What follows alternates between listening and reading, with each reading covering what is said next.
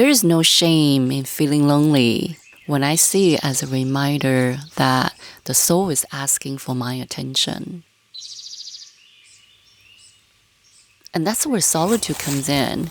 It creates a space and the time to nourish the soul.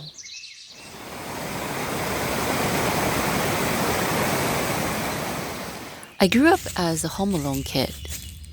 Since I was 6, it was my norm. Looking back, I realized I was already living with those two states, long before I had the words for them. I moved between them and felt how different they were. What stayed with me was the question of that shift, the line between loneliness and solitude. How subtle it is, yet how completely it can change the way we feel.